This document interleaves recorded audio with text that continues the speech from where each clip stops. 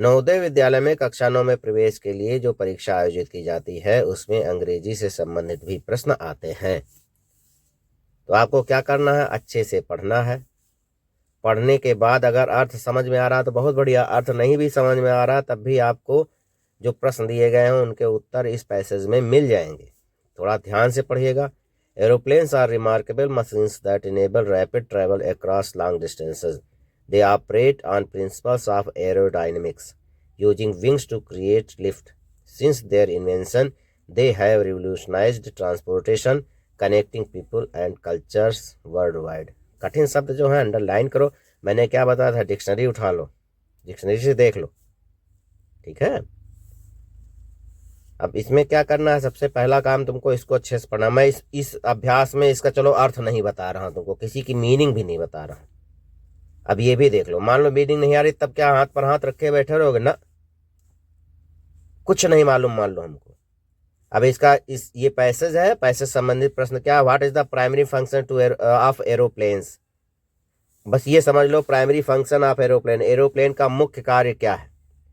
To fly, उड़ना, to drive, जमीन पर चलना, टू स्विम, तैरना। तो इसमें क्या होगा, बिल्कुल सही, तुम लोग बता दो, बिल्कुल सही उत्तर है। हवाई जहाज क्या करते हैं, उड़ते हैं। तो उड़ने को अंग्रेजी में क्या कहते हैं तो तुमको सबको मालूम ही है, टू फ्लाई होगा। ए वाला सही होगा इसमें, ओके, इसमें ए सही होगा। प्राइमरी फंक्शन ऑफ एरोप्लेन क्या होता है, फ्लाई, उड़ना। दूसरा, what principle do aeroplanes operate on, मतलब अब इसमें मान लो इसका तुमको अर्थ भी नहीं मालूम, पता नहीं क्या लिखा है, मान लो तुमको लगता है अर्थ भी नहीं मालूम, तो प्रिंसिपल देखो, PRINCIPLE मतलब सिद्धांत होता है, PAL हो जाए तो आपके हेडमास्टर साहब, है ना। तो अब इधर देखो, कहीं इधर प्रिंसिपल लिखा है, प्रिंसिपल देखो कहीं लिखा लेफ्ट साइड में, उसी से मिलान कर लो। मान लो हमको कुछ भी नहीं आता तब की स्थिति बता रहे हैं, देखो लिखा है, हाँ, तो एरोडायनेमिक्स लिखा है, तीसरी चौथी लाइन में they operate on principles of aerodynamics, तो बी वाला सही होगा तुम्हारा। इधर भी एरोडायनेमिक्स लिखा है, इसमें मैंने अंडरलाइन कुछ नहीं किया है, ठीक है। थोड़ा दिमाग लगाना है क्योंकि 4 अभ्यास आपको पहले मैंने बता दिए हैं जो भी थे।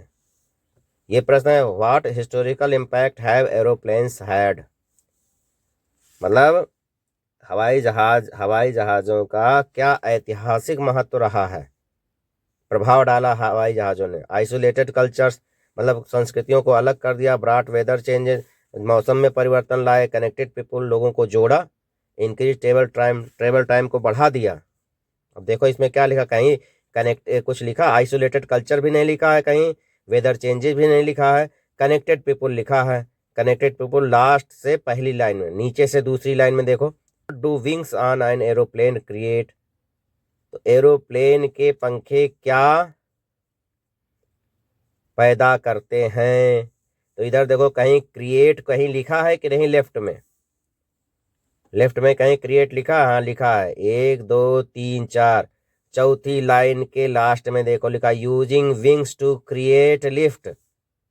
इधर कहीं लिफ्ट लिखा है, हाँ लिफ्ट लिखा है, सी में लिफ्ट लिखा है, तो सी वाला सही होगा उत्तर, है ना, सी वाला उत्तर सही होगा।